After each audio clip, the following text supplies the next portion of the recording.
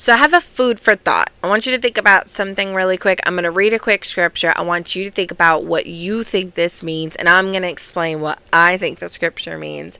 And we're going to go from there. So if we look at James 1:15, it says, "Then when the desire has conceived, it gives birth to sin, and sin, when it is full grown, brings death."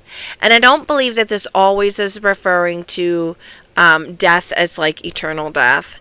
I believe that it also is saying that it brings death to the things in our life. When we choose sin over righteousness, when we choose the world over the plans of God, we kill things in our life, right? We kill our light.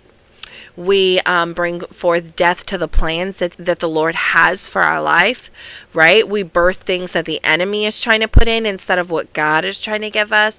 And maybe we give death to dreams, death to different things in our lives. I always like to remind the kids, when you first accept Christ, it's like this. You and Christ are together. And the more that you put sin in it, the more your relationship with God starts to part, because sin brings you further from Christ. And so eventually you get so far apart where God's over here and you're over here, and you're wondering how everything in the middle got so messed up.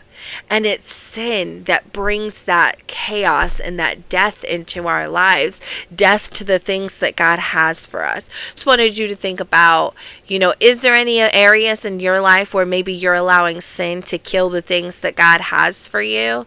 And if so, ask the Lord to help you. It also says in James 14 or 15, I won't read it for you, but it talks about like how the temptation of sin, how God won't give you more than you can be tempted with. If you get rid of those temptations in your life, it's easier for you to overcome.